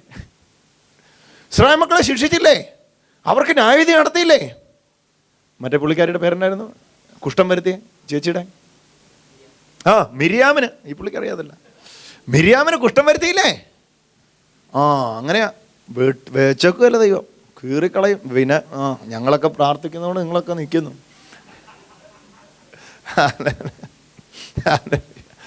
ഹല്ലേലൂയ. ഈ പ്രതികാരം പറയുന്നിടത്ത് മാത്രമേ ജനം പേടിച്ച് നിൽക്കും. ഹല്ലേലൂയ. ദൈവം സിനിമാ റോഡിലെ സീരിയൽ കില്ലറായിട്ടൊന്നും നടക്കുകയല്ല പ്രിയമുള്ളവർ. ആരെ കീറണമെന്നും പറഞ്ഞ് ദൈവം രാവിലെ കച്ച കെട്ടി ഇറങ്ങിക്കൊന്നുമല്ല. പുത്രനെ ന്യായവിധിയിലൂടെ, പുത്രനെ ക്രോധാഗ്നിയിൽ വീഴിച്ചത് നിങ്ങളെ എന്നെയും കീറാൻ വേണ്ടിയാണോ പ്രിയരെ? ഒരു തെറ്റിന് ഏതെങ്കിലും കോടതി 2 പ്രാവശ്യം ശിക്ഷയുണ്ടോ? നിങ്ങളുടെ തെറ്റിൻ്റെ ശിക്ഷ ആ ശരീരത്തിൽ ഏറ്റെടുത്തത്. ഇനി ആ തെറ്റിന് നിങ്ങളെ ശിക്ഷിക്കുന്നെങ്കിൽ ആ ദൈവം നീതിമാനാണോ? കമാൺ. 2010 ഞാൻ കോഴി മോഷ്ടിച്ചു, 2010 ശിക്ഷ അനുഭവിച്ചു, 2014 പിന്നെ ആ കുറ്റത്തിന് എന്നെ ജയിലിൽ പിടിച്ചിട്ടാ ഞാൻ സമ്മതിക്കുക? പറയേ. കാരണം അതിൻ്റെ ശിക്ഷ ഒരിക്കൽ അനുഭവിച്ചുവെങ്കിൽ ഇനി ഞാനത് അനുഭവിക്കേണ്ട ആവശ്യമില്ല. നമ്മുടെ ആ പാപത്തിൻ്റെ ശിക്ഷ യേശു ഒരിക്കൽ അനുഭവിച്ചായി. അതുകൊണ്ട് ഇനി നിങ്ങളത് അനുഭവിക്കേണ്ട ആവശ്യമില്ല. ഇന്ന് തിരിച്ചറിയുമ്പോൾ തന്നെ പറഞ്ഞോളൂ, ഈ ബന്ധത്തിലേക്ക് ഞാൻ വരിക, ആ പ്രതിവാദം ഞാൻ സ്വീകരിക്കുക. എനിക്ക് വേറൊന്നും അറിയണ്ട, കർത്താവിൻ്റെ ബാലശിക്ഷ ഉപദേശമാണ്, ഞാനത് സ്വീകരിക്കുക. എൻ്റെ അകത്ത് നടക്കുന്നുണ്ടത് അനുഭവിക്കുന്നവർക്കായി സ്തോത്രം. ഓ, കരമടിച്ചൊന്ന് യേശുവിന് മഹത്വം കൊടുത്തു. ഒരുപക്ഷെ ഒരു ഫെലോഷിപ്പിനും പോകാൻ സാവകാശമില്ലാത്ത വ്യക്തിയായിരിക്കാം നിങ്ങൾ. കഴിഞ്ഞ ദിവസം ഞാനൊരു ബ്രദറിനെ പരിചയപ്പെട്ടു. അദ്ദേഹം ആയിരിക്കുന്ന രാജ്യത്ത് ഒരു ഫെലോഷിപ്പ് പോലും ഇല്ല. അദ്ദേഹം എന്നോട് ചോദിച്ചു, ഞാൻ കർത്താവിൻ്റെ ശരീരത്തിൻ്റെ ഭാഗമാണെന്ന് ഞാൻ വിശ്വസിക്കുന്നു. ഞാൻ പറഞ്ഞു, ബ്രദറെ, 4 വർഷമായിട്ട് അദ്ദേഹത്തിന് ഒരു ഫെലോഷിപ്പ്, പാകിസ്ഥാനിലാണ് അദ്ദേഹം, ഒരു ഫെലോഷിപ്പിന് പോലും പോകാനായിട്ട് കഴിഞ്ഞിട്ടില്ല. പക്ഷേ അദ്ദേഹത്തെയും കർത്താവിൻ്റെ ശരീരമാക്കി കർത്താവ് മാറ്റിയിരിക്കുകയാണ്. ഹല്ലേലൂയ. നിങ്ങൾ ഏത് സഭയാ, ആ സഭയാണോ ഈ സഭയാണോ, അവിടെ നിന്നെല്ലാവരും ഇങ്ങോട്ട് പോയി, ഇവിടെ നിന്നെല്ലാവരും അങ്ങോട്ട് പോകും, ചുമ്മാതാ, ഒരു കാര്യമില്ല. ഹല്ലേലൂയ. അവിടുന്ന് ഇങ്ങോട്ട് വന്ന് ഇവിടുന്ന് അങ്ങോട്ട് പോയി. കമോൺ, ദൈവം നിങ്ങൾ എവിടെ നിർത്തിയിരിക്കുന്നത്? അവിടെ നിന്നില്ലേ, അവിടെ ദൈവം നിങ്ങളെ ഉപയോഗിക്കാനായിട്ട് തിരഞ്ഞെടുത്തിരിക്കുക. ഹല്ലേലൂയ. ആഴ്ച ഇത് കൂടെ അങ്ങോട്ട് വിളിച്ചു, അടുത്ത കൂടി ഇങ്ങോട്ട് വിളിച്ചു, അവിടുന്ന് ഒരു അക്കരപ്പച്ച അപ്പുറം കണ്ടു. നോ, നിങ്ങൾ കർത്താവിനെ കാണ്, യേശുവിനെ അറിയേ, ഈ യേശുവിൻ്റെ മഹത്വത്തെ കാണ്, ഇവനെത്ര മഹാനെന്ന് നോക്ക്. ഓ ഹല്ലേലൂയ. മഹിമ വിരിച്ചു നിൽക്കുന്ന കർത്താവിനെ ഒന്ന് കാണ്. ഹല്ലേലൂയ. അപ്പനും മകനും തമ്മിലുള്ള ഇടപാടെന്നറിയേ, ഈ റിലേഷൻഷിപ്പിലോട്ടൊന്ന് വാ. ഓ, കർത്താവ് വിളിക്കുക. ആ പർവ്വതത്തിന് മേളിൽ എനിക്ക് വന്നപ്പോൾ ഒരുത്തനുമായിട്ട് ഒരു ബന്ധമില്ല, കാരണം പുത്രൻ്റെ രക്തം കൊണ്ടുള്ള ബന്ധം തുടങ്ങിയിട്ടില്ല. പക്ഷേ ഇപ്പോൾ ഉണ്ടല്ലോ, ഓ, ഹാബേലിൻ്റെ രക്തത്തെക്കാൾ ഗുണകരമായി സംസാരിക്കുന്ന എൻ്റെ രക്തത്തെയാണ് ഞാൻ കാണാൻ വന്നിരിക്കുന്നത്. അപ്പൻ്റെ ആ ഹാർട്ടൊന്ന് കാണാൻ, എൻ്റെ ചോരയാണ് ഞാൻ കാണാൻ വന്നിരിക്കുന്നത്. ഓ ഹല്ലേലൂയ. ഇന്ന് രാത്രി ഇവിടെ ഈ കുവൈറ്റ് വെച്ച് ഞാനിത് സംസാരിക്കുന്ന സമയത്ത് നിങ്ങളെ കാണാൻ വന്നിരിക്കുന്നത് ചോരയാ വന്നിരിക്കുന്നത്. ഓ ഹല്ലേലൂയ. നിങ്ങളുടെ കുഞ്ഞുങ്ങളെ നിങ്ങളെ കാണുമ്പോൾ എത്രയാണേലും ഓടി വന്ന് ആ പരിലാളനം നടത്തിയിട്ട് അപ്പാന്ന് വിളിക്കുന്ന പോലെ ഇന്ന് നിങ്ങൾക്ക് വിളിക്കാൻ പറ്റും. നിങ്ങൾ അടുത്ത് വന്നിരിക്കുന്നത് ഇതിൻ്റെ അടുക്കലേക്കാണ്, ഹാബേലിൻ്റെ രക്തത്തെക്കാൾ. ഒന്ന് പറഞ്ഞേ, ഹാബേലിൻ്റെ രക്തത്തെക്കാൾ. ഒന്ന് കരമുയർത്തി ഒന്ന് പറഞ്ഞേ, ഹാബേലിൻ്റെ രക്തത്തെക്കാൾ ഗുണകരമായി സംസാരിക്കുന്ന പുണ്യാഹ രക്തത്തിൻ്റെ അടുക്കലേക്കാണ് നിങ്ങൾ അടുത്ത് വന്നിരിക്കുന്നത്. ഹല്ലേലൂയ. ഇന്ന് ആ ഒരു ഈ കൺസെപ്റ്റ് നിന്നുകൊണ്ട് ബാലശിക്ഷ പഠിക്കുക. പഴയ നിയമത്തിൽ പ്രതികാരകനായ ദൈവത്തെ ഉള്ളി വെച്ചോണ്ട് ബാലശിക്ഷ പഠിക്കാൻ നടക്കുക. എന്നിട്ട് പറയുക, കീറും, മാന്തും, വെട്ടും, അങ്ങനെ ചെയ്യും, ഇങ്ങനെ ചെയ്യും. നിങ്ങളിന്ന് അനുഭവിക്കുന്ന ആ വേദന, യോബിനെ ദൈവശോധന ചെയ്തില്ലേ? കുഷ്ഠം വരുത്തിയില്ലേ? കഷ്ടം വന്നില്ലേ? കഷ്ടവും വന്നിട്ട് ഭാര്യ പോലും ഇട്ടേച്ച് പോയില്ലേ? താമസിക്കാതെ ഇട്ടേച്ച് പോകും. പ്രാപിച്ചോ? നോ, അതല്ല അറിയേണ്ടത്. സ്നേഹവാനായ പിതാവിൻ്റെ ഫേസ് ഒന്ന് കണ്ടേ, അപ്പനെ ഒന്ന് കണ്ടേ, നിങ്ങളുമായിട്ട് ബന്ധം സ്ഥാപിക്കാൻ വന്നു നിൽക്കുന്ന ആ പിതാവിനെ ഒന്ന് കണ്ടേ. ഓ, എൻ്റെ കൂടെ എത്ര പേര് ഈ ബാലശിക്ഷ അനുഭവിക്കാൻ താല്പര്യപ്പെടുന്നു? കർത്താവേ, മകനോടെന്ന പോലെ ഒന്ന് പറഞ്ഞേ. കർത്താവേ, യേശുവേ ഒന്ന് പറഞ്ഞേ. യേശുവേ, മകനോടെന്ന പോലെ. അതിരം തുറന്നൊന്ന് പറഞ്ഞേ. യേശുവേ, മകനോടെന്ന പോലെ എന്നോട് നടത്തുന്ന ആ പ്രതിവാദത്തെ സ്വീകരിക്കുവാൻ ഞാൻ തയ്യാറാണ്. ഹല്ലേലൂയ. എനിക്ക് കൗലിടയനാകണ്ട, എനിക്ക് ബാസ്റ്റാർഡ് എന്ന പദം ഇംഗ്ലീഷിൽ ബാസ്റ്റാർഡ് ആയി എനിക്ക് തുടരണ്ട. എനിക്കൊരു അപ്പനുണ്ട്, എനിക്കൊരു പിതാവുണ്ട്. ഹല്ലേലൂയ. ആ പിതാവ് എന്നെ സകലത്തിൽ ഉപദേശിച്ച് നടക്കുകയാണ്. ഹല്ലേലൂയ. എത്ര പേര് ഈ വചനത്തിന് മുമ്പിൽ സമർപ്പിക്കുവാൻ താല്പര്യപ്പെടുന്നു? I want to pray for you. Hallelujah. കർത്താവ്, എത്ര പേര് വിൽഫുള്ളി ആ ചാസ്റ്റൈസ്മെന്റ് ഇന്ന് സ്വീകരിക്കാൻ തയ്യാറാണ്? കർത്താവ്, ഈ ബാലശിക്ഷ നടത്താൻ ഞാൻ എന്നെ സമർപ്പിക്കുന്നു. ഈ ബാലശിക്ഷ എന്നിൽ നടത്താൻ ഞാൻ അങ്ങനെ അനുവദിക്കുന്നു. ഈ സംവാദം എൻ്റെ അകത്ത് നടത്തിക്കാട്ടെ കർത്താവേ. എൻ്റെ സ്വസ്ഥത കെടുത്തി എന്നോട് ഈ സംവാദം നടത്തിക്കാട്ടെ യേശുവേ. അങ്ങനെ പറയുവാൻ താല്പര്യപ്പെടുന്നവർ മടിക്കാതെ അക്കരങ്ങൾ ഉയർത്തി ദൈവത്തിൽ എഴുന്നേറ്റ് നിന്നാട്ടെ. നിങ്ങൾക്ക് വേണ്ടി പ്രാർത്ഥിക്കാൻ വേണ്ടി പോവുക. Father, we love you. Hallelujah. Jesus. കർത്താവേ, ഓരോ ഇൻഡിവിജ്വൽസിനു വേണ്ടി പ്രാർത്ഥിക്കുന്നു. അക്കരങ്ങൾ ഉയർത്തിക്കാട്ടെ ദൈവമക്കളെ. നമ്മൾ പരാജയത്തെ ഒന്ന് തുറന്ന് സമ്മതിച്ച് യേശുവിനോടൊന്ന് പറഞ്ഞേ. കർത്താവേ, ഹല്ലേലൂയ. പ്രത്യേകിച്ച് ഓൺലൈവായിട്ട് ഗ്രേസ് കമ്മ്യൂണിറ്റി TV-യിലൂടെ ഈ സമയത്ത് ഞങ്ങളോടൊപ്പം കുവൈറ്റിൽ മീറ്റിങ്ങിന് പങ്കെടുക്കുന്ന പ്രിയപ്പെട്ടവരെ, ഈ മിനിറ്റിൽ നിങ്ങൾ വിശ്വാസത്താൽ സ്വീകരിക്കുക. നിങ്ങളായിരിക്കുന്ന ഇടത്തേക്ക് ഒരു വലിയ ദൈവകൃപ ഇപ്പോൾ തന്നെ വ്യാപരിച്ചുകൊണ്ടിരിക്കുകയാണ്. ഞാൻ രോഗികൾക്ക് വേണ്ടിയുള്ള പ്രാർത്ഥന ആരംഭിക്കുന്നതിന് മുമ്പ് തന്നെ ഈ മിനിറ്റ് തന്നെ ഈ വചനത്തെ ഒന്ന് സ്വീകരിച്ചാട്ടെ. അപ്പാന്നൊന്ന് വിളിക്കുന്ന ആ ബന്ധത്തിലേക്ക് ഒന്ന് കയറിക്കാട്ടെ. മലയിൽ ഇറങ്ങി വരുന്ന ദൈവത്തെ കണ്ടിട്ട് മാറിയിട്ട് ഉള്ളിൽ നിൽക്കുന്ന മഹത്വത്തിന്റെ പ്രത്യാശയായ ക്രിസ്തുവിനെ ഒന്ന് കണ്ടാട്ടെ. നിങ്ങൾ പിന്നെയും ഭയപ്പെടേണ്ടതിന് ദാസ്യത്വത്തിന്റെ ആത്മാവിനെ അല്ല, അപ്പാ പിതാവേ എന്ന് വിളിക്കുന്ന സ്വന്തം പുത്രന്റെ ആത്മാവിനെ, നമ്മുടെ ഹൃദയങ്ങളിൽ അയച്ച കർത്താവിനെ, ആ സ്നേഹ സ്വരൂപനായവനെ ഒന്ന് ദർശിച്ചാട്ടെ. എല്ലാ കണ്ണുകളും അടയട്ടെ.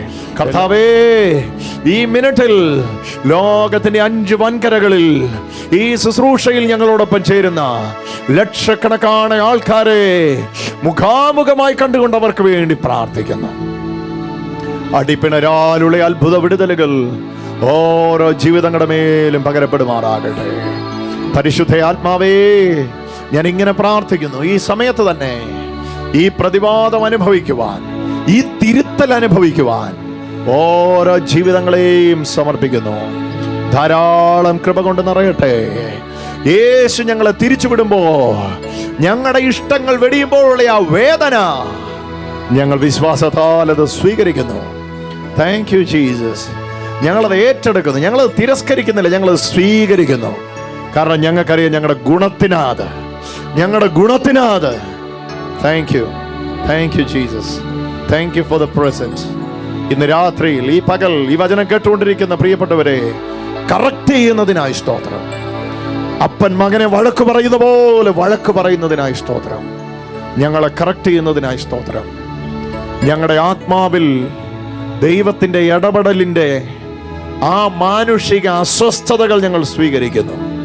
തിരുത്തിയിട്ടല്ലാതെ പിരിയത്തില്ല എന്ന് പറയുന്ന അപ്പൻ്റെ സ്നേഹം ഞങ്ങൾ അറിയുന്നു. ആ പരിലാളനത്തിന് നന്ദി പറയുന്നു. ഓരോ ജീവിതങ്ങളുടെ മേലും അത് സംഭവിക്കട്ടെ, യേശുവിൻ നാമത്തിൽ തന്നെ. കരങ്ങളെ അടിച്ചുകൊണ്ട് കർത്താവ് നമുക്ക് തരുന്ന ബാലശിക്ഷയ്ക്കായി യേശുവിന് നന്ദി പറയാ. ഇത് ജഡസംഹാരമല്ല, ഇത് നിങ്ങൾക്ക് അനർത്ഥം വരുത്തലല്ല, നിങ്ങളുടെ ഹൃദയത്തോട് പ്രതിപാദിക്കുന്ന കർത്താവിന്റെ പ്രതിവാദമാണ്. അത് പലരിലും ആരംഭിച്ചു കഴിഞ്ഞു ഇപ്പോൾ തന്നെ.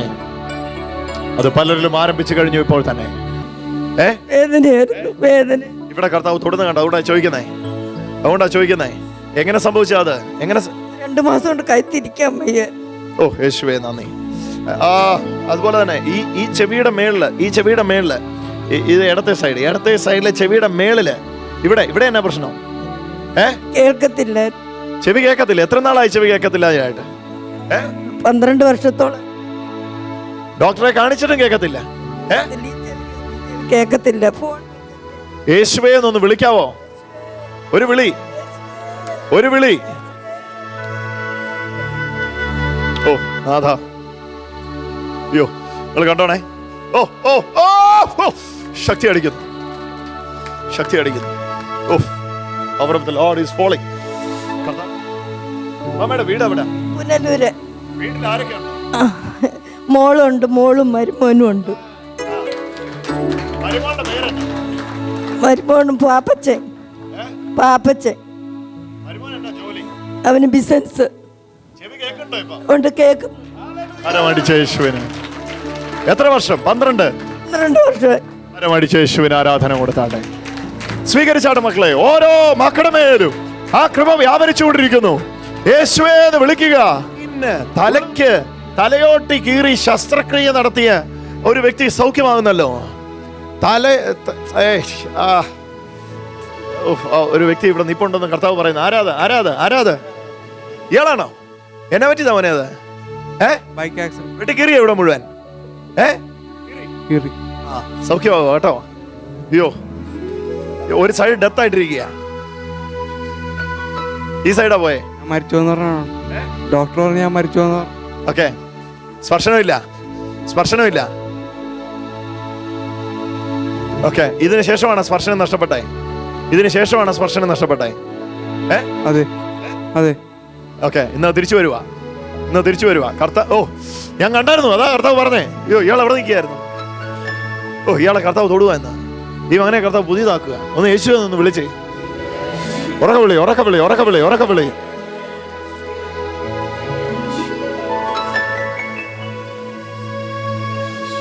കരുണാമയനെ ഞങ്ങളെ കൊണ്ട് ഇത് തൊടാൻ പറ്റൂല യേശുവേ.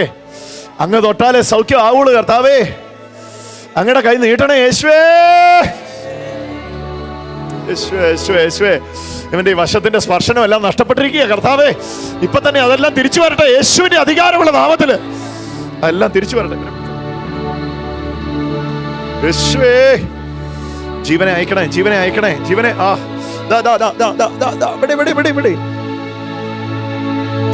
സൗഖ്യമായി. ആള് റെഡിയായി. കണ്ണടക്ക്. ഞാൻ എവിടെയാ തൊടുന്നതെന്ന് പറയണം.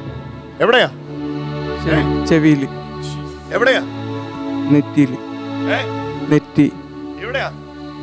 പിരികം. എവിടെയാ? കണ്ണ്. എവിടെയാ? തല എവിടെയാ? തല എവിടെയാ? കവിള് എവിടെയാ? ചെവി സ്പർശനമുണ്ടോ? ഉണ്ട് ഉണ്ട്. കരമടിച്ച് യേശുവിന് ആരാധന കൊടുക്കും.